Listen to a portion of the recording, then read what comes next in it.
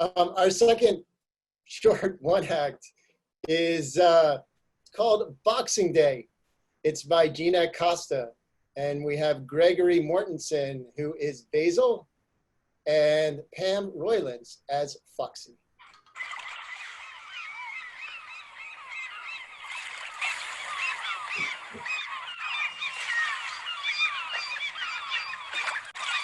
The English Seashore, December 26, Boxing Day. Foxelia, Shropshire blue, sits with her morning tea, taking in the sea air.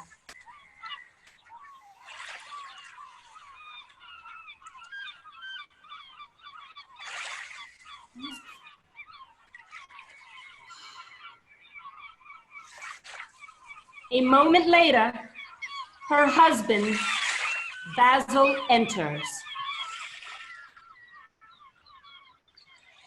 Good morning, and happy Boxing Day, my love. Good morning, Pat, and a very happy Boxing Day to you too. Oh, good morning, North Sea. Good morning, dunes. Good morning, seabirds. Look at them, Foxie. Look how playful they are. Look at them, swooping and cavorting. They are playful indeed. Hello. Hello. Oh, I love this day, Boxing Day. What's not to love? And I love being British on this day. Being British on Boxing Day in Britain. There are no words. No words. No, especially if you're not British on Boxing Day. What if a person, let's say from Madagascar, a Madagascarian, I suppose, if you're a Madagascarian, on Boxing Day, you're too busy resisting the impulse to put a gun in your mouth because you're not British on Boxing Day. I see. And what are those people from Madagascar called, actually? Madagascarians, Madagascarites? No, Malagasy, Basil. The proper term is Malagasy. Well, and this is why I've made a life of studying mollusks. Oh, to learn a new thing on Boxing Day, on the cusp of a brilliant new year ahead. Yes, you are in fine spirits today. Slept like the dead, stuffed to the gills with yesterday's feast. You presented a stupendous pudding. It was stupendous, wasn't it? The children loved it. They did, didn't they? It was so good to see them. They didn't appear as sickly as they usually do. They must be on some new exciting medication. Well, they've finally moved out, Basil, starting lives of their own, putting things behind them. Yes, that could put a bounce in one step. Well, except for little Clara. Yes, well, with the 1 foot. Of course, little Clara with the 1 foot. But the other two... Michael with... his acute eczema and... Freddie with his psoriasis and recurring dropsy. Quite an angry girl that poor Freddie had. But Basil, the children are less sickly. I mean, you gave them a very fine Christmas memory. Thank you, Foxie. Your mother looked well. Yes, Mother did look well. The old girl looking quite chipper, I'd say. For being in a coma. Yes, and our mother has always looked her best when unconscious. Well, being that she was one of Britain's most violent, unrecognized female pugilists. Yes, she started, it would stand to reason, as you say, that she has spent most of her life unconscious. Well, yes, it would. Remind me of her boxing name again. Oh, yes. Well, she began with Petula Bone Crusher Peas Patten. Then after giving birth to me, she became... Ah, yes. Petula Hush Little Baby Peas Patten, yes. Yes, boxed right up into a 9th month with me. Quite an odd sight, I'd imagine. Mother always had a flair, not uncommonly mistaken for Jack Palance. She does maintain a handsome jawline. Well, here's to the great spatula hush little baby peas pattern. We know you will be boxing your way back to us soon. Basil, What? you know what? No, I don't want to hear it. You must hear of it.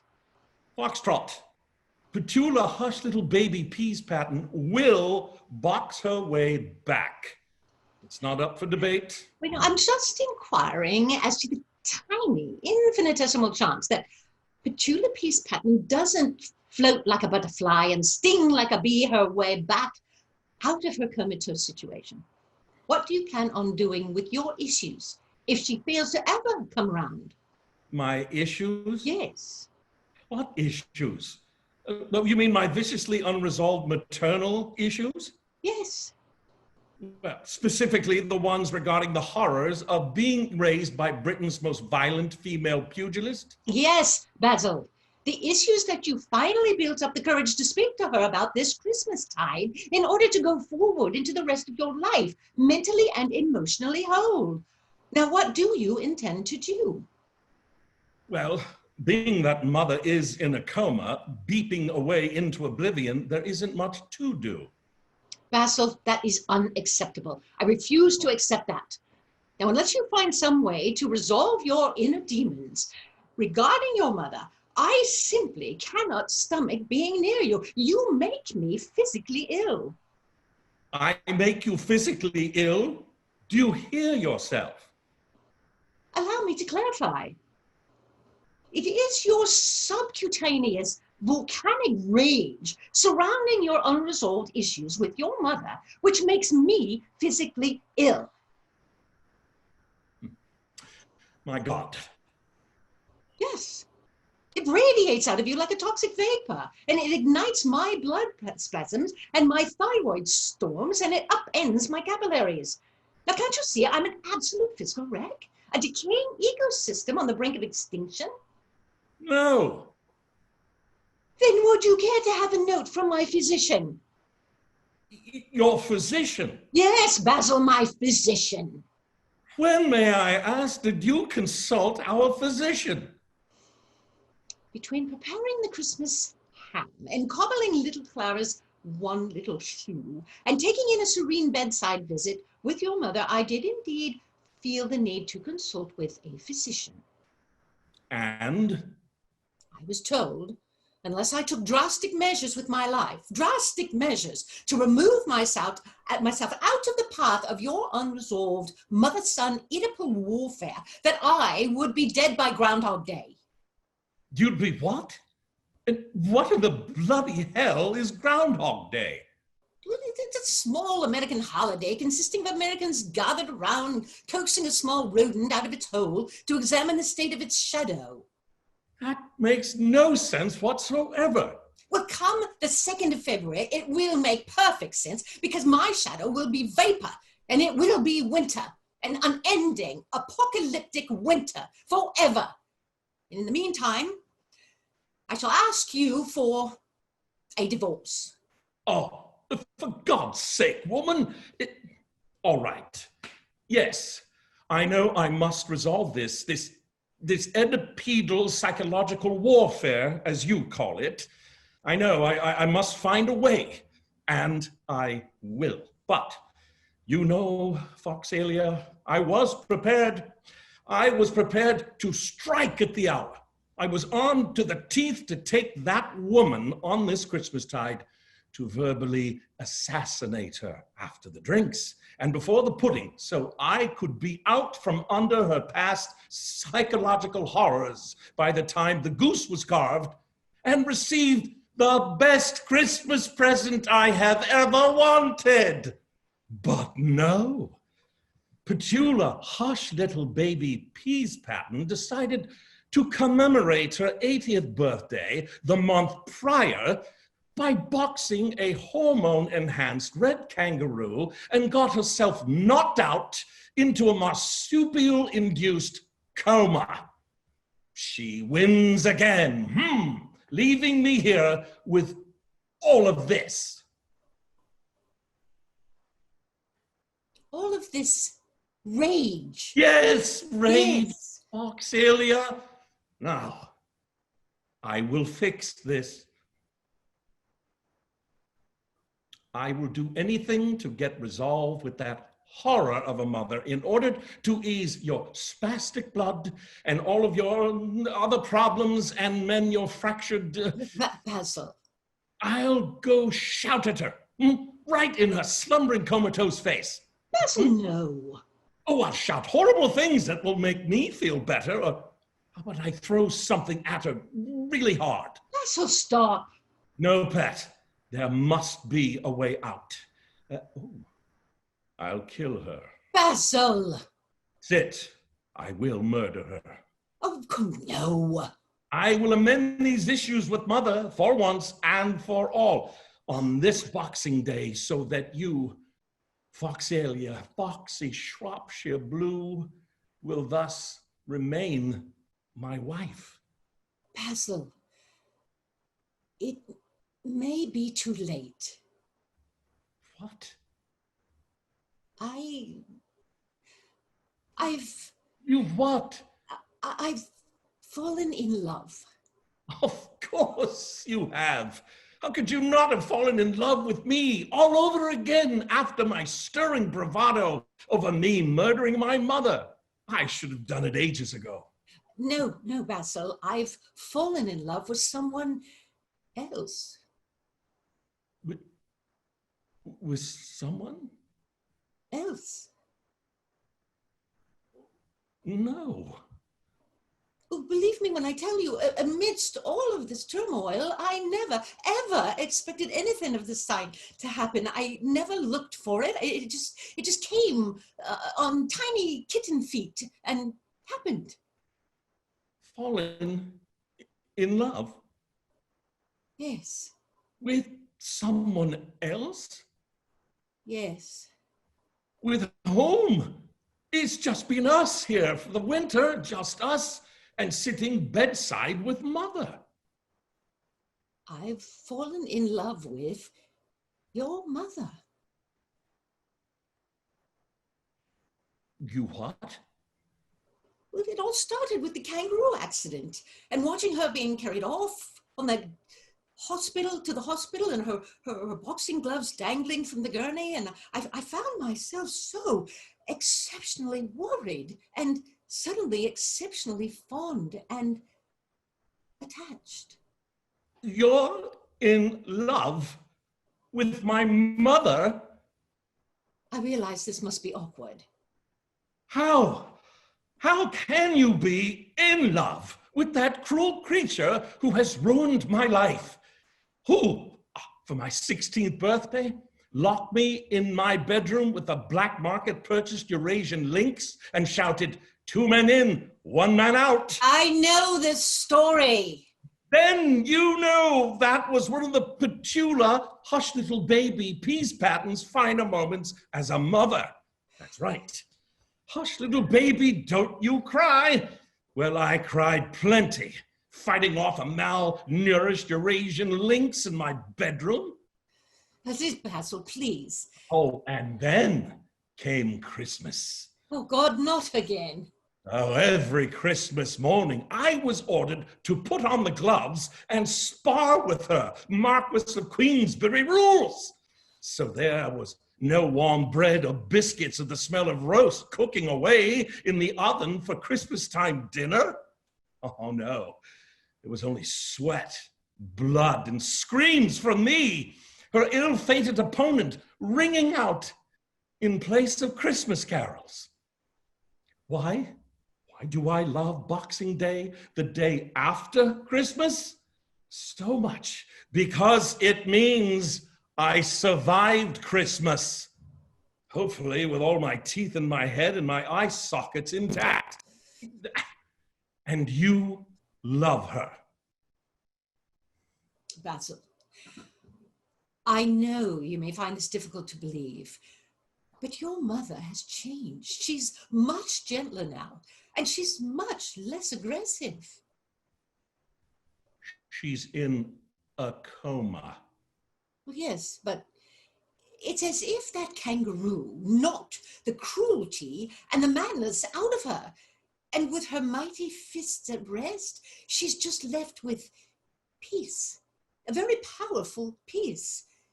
She squeezed my hand the other day, and it quieted one of my savage incoming migraines, and it replaced it with a sort of euphoria. It's entirely mysterious.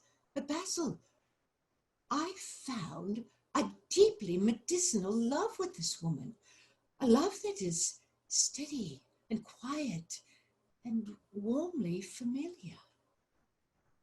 She's my mother. I know, pet. Now, if I may ask, do you think a psychiatric holiday for you would be in order? That's quite a refreshing thought if I don't swallow rat poison first. I see. I will leave you with your thoughts. Right. One more thing, Basil. The children need not know of this. That would be best. It would do them all in. Skin afflictions, bouts of dropsy. Yes, and I do worry about little Clara. Oh, believe, little Clara is a bit better off than the others. Bit of a pit bull, actually, that one, with just 1 foot. Yes, her one little foot. Oh, Basil, we will find our way somehow. Oh, you're really something, Foxie. What do you mean, Basil? How you've endured me. How you've shared your strength with me. You come from something, from actual people, cheese barons who named you Foxelia, Foxie, Shropshire Blue, after the very impressive cheese. A noble cheese with spreadable texture and well, you up to it. Does have a soft rind, a very soft rind. You're bomb-proof, pet. Don't divorce me, Foxie. I can't blame you entirely for falling in love with her in peaceful repose, but I can be more repose-like, less rage, more medicinal, coma-like, if you will. Just don't leave. Yes, I feel much less rage emanating from you as well. And who knows how long the old girl's got. I mean, that Roo really packed a wallop. So you and I, we may have another crack at it after all. So we can try to give each other a new brilliant year with our very relatively disease-free children and somehow get us all out of here alive. There's my Shropshire Blue.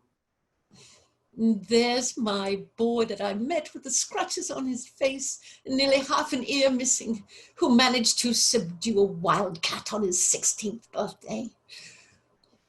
Happy Boxing Day, Basil. Happy Boxing Day, Foxtrot. Oh, to learn new things on this day. Yes. Yes.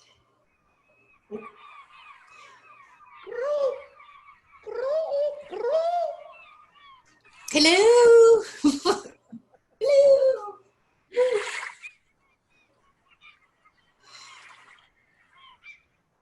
End of play.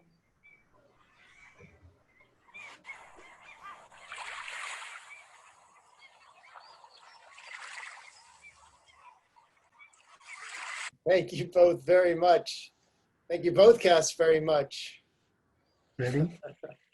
And we're going to go. So right now it's a couple minutes before 6. We're going to go for another 10 minutes or so, or as long as we actually can. So I invite everybody, I invite both casts and playwrights and directors to all pop in, and we'll do a little bit of a talk back. I also, while everybody's coming back, I also want to let everybody know that we sold out tonight, which is awesome. We've sold out before, but we also sold out tonight. So with that in mind, everybody should know. So the whole no, Jonathan, Jonathan, your mic's on. Hello. So with everybody, just so everybody should know out in our audience, we have a room for 100. So I really encourage you to register early, and if we wind up, overbooking, I'll get a bigger room. And but I do, if you try to log in and it's not allowing you to log in, that basically means that we filled up the room. We also live stream on Facebook, so we are live streaming right now on Facebook, and so it's facebook.com/smartphone theater. And also, if you want to get information about each show, remember to subscribe. So go to the website, smartphonetheater.com. We have a subscriber thing on the bottom. I'll put the list together, and I'll make sure that you guys get emailed every week. Okay, there we go. So so we have a lot of thank yous, great jobs. I do have hands already raised. So let's go to Safia. Safia. I hope I'm saying your name right. Safia, I think you're on. Let's see, you will unmute automatically in moments. Yeah, but I've started the video. Let's see. Can't start your video. I'm hoping. Can you unmute yourself, Safia? Bottom left button. There you go. Yes. Okay. I simply like the writing. It was fun. Thank I you. enjoy it. I really did. This is a new thing. I simply like the way it's working out. And you all did a good job. Thank you. We do have Natalie. You're more than welcome to come and join us. Actually, I'm trying. Just turn your video on. Okay. It's been stopped. Oh, there you go. There you go. So yeah. So we have both playwrights here. Hello. We had Gena. Hi, Natalie. Hi. I just wanted to thank the cast and the director. Hi, Natalie. Hi. Hi, Jonathan. Thank you so much. You were absolutely fabulous. And I was laughing at this play, and I know it by heart. But what you did, and I said earlier to the cast, I think, it's just an amazing thing for a playwright when the voices outside your head match the voices inside your head. So just the way you imagined that character. That's wonderful. That's what you get. So thank you so much. And this is really fun. This is really great. We're so lucky to. And I loved the other play too. My husband's British actually, and he was just laughing his head off. It's hilarious. It's so Very good. funny. Well, we're thrilled. Thank you, Sarah Gerfield and her mom for actually introducing us to you. So Yes. Yeah, definitely. Yeah, that's Great. fantastic. All right, cool. We have, let's see, Amazing All. Lisa Richards says, Amazing All. How do you work the tip jar? It comes from Gene Cooper. If you go to smartphonetheater.com, you'll see it right in the center of the website, and there's a button, and everything is sort of self-explanatory. Love the plays. Gene Cooper, Melissa Jo Smith, absolutely wonderful. Lots of applause. Sandra Curry, perfectly fabulously demented. What a pair of plays. Congratulations all around. From Sarah, great work, team. Dave Field, I have your hand is up. I don't know if it's from before or after. So I am, so you are now activated if you unmute. Go for it. I just want to say about this whole operation, it's become so eclectic. Every week it's different and fresh and new. And you guys were a beautiful contribution to the whole thing. Thank you. Thanks, Dave. Very much. Thank you. Thanks. And gives me a great segue. Next week, we go back into a full-length play written by Dave Field. So, which is a terrific play. It's with Mo Irvin, Day Young, and Jonathan Arkin, starting next week. So we'll do Act 1 next week and Act 2 the following week after that. So you gave me the perfect opportunity to give a plug, Dave. Thank you. Melissa Jo, your last name is cut off. So you're on. Go for it. Hi, hello. Oh, you love. I am very well, and that was just wonderful. I've thoroughly enjoyed it. It was well worth staying up till, what is it, nearly 2 or 3 in the morning here. Really? And I would just like to say that both plays were great, and this format works so well because it brings an intensity, a sort of filmic quality to everyone's faces. So I felt like we were getting something different and in some ways better than theatre because of that intimacy. So thank you so much. Oh, thank you. What wonderful compliment. Thank you very much. You're calling from England, I'm assuming? Yes, Oh, London. Oh, wow. That's amazing. That's so Thank you very cool. much. I think you get the award for the largest distance, the greatest distance. So, But yet I'm in your living rooms. but you Right. I wish you were. Actually, we have viewers from Japan watching tonight also. No kidding. How Really? No wonderful. kidding. Wow, that's fantastic. Great. That's it. Let's see. Day Young says, "Wonderful, everyone, actors, playwrights, and directors. God bless the actors in Gena's play with those tongue twisters. Love it all. Love it all." All right. We're at 5 after 6. We've gone a little bit long. Yeah. There's a Q&A. There's Oh, Margot. we have a Q&A. Let's see what's happening here. Margot says, Rife, I hope I'm saying it correctly. Excellent work. Both ensembles were keenly good. First time in seeing more than a monologue. Liked the faces together and was surprised by the liveness of both pieces. Thank you very much. Thank you very. There's a way. I mean, we're really starting to get a handle on it. So there's certainly a way of working Zoom live streaming. So I love what casts do with it. I think Jonathan did an amazing job. Gena did an amazing job. So there's people coming and going, and I like to tell people that it's sort of a job. Yeah, for sure. Oh yeah, well, but I like to describe it as a hybrid between theater, radio, and TV. So when you sort of embrace all of that, it comes alive, and everybody is, and it's really fantastic. All right, Lynn Marcus, you have to unmute yourself. Are you there? Yes. Oh, yes. So, I was watching the play from Vermont, both of them. The act, it's so intense to see acting on Zoom like that. Such big acting. It was fabulous. Natalie, I loved it. And Boxing Day was terrific also. Natalie, are you there? I'm here.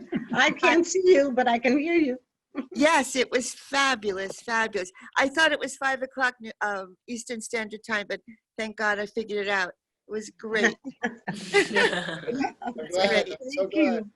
Yes, thank you. Thank you. Bill Kaiser says, for the actors, what's the biggest challenge when rehearsing and performing?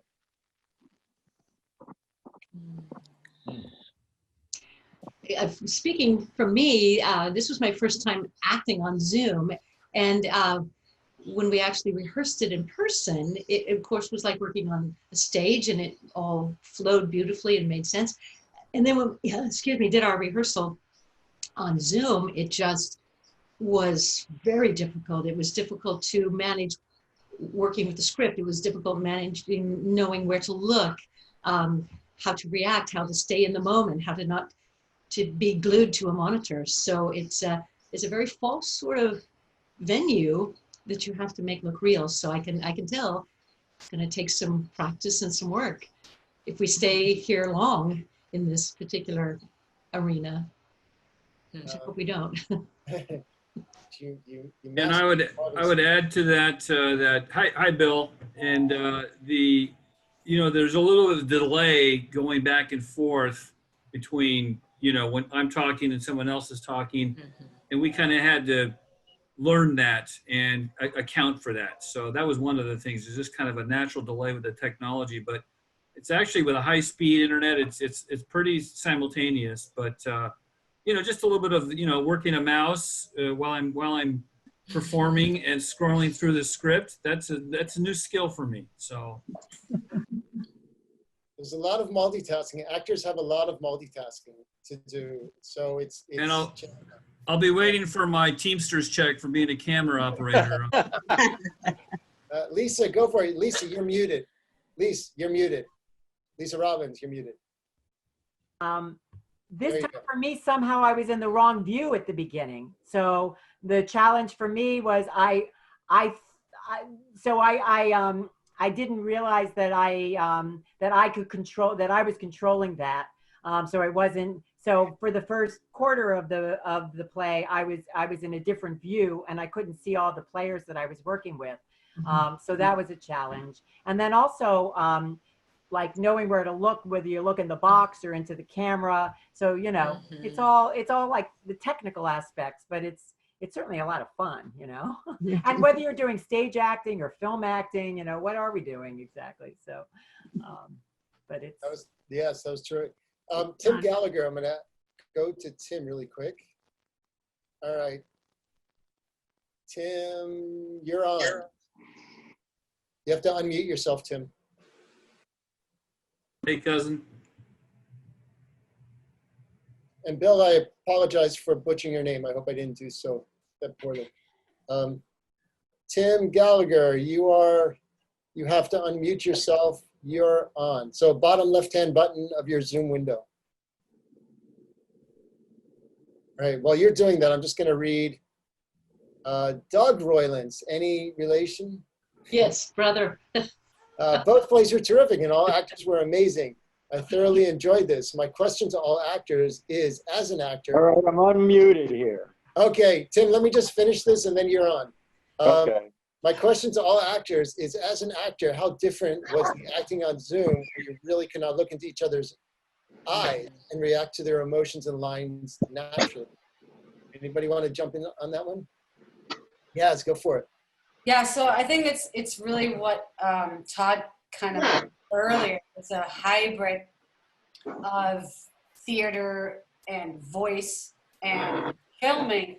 So because when you're looking someone in the eye, you have to look straight into the camera like I'm doing right now.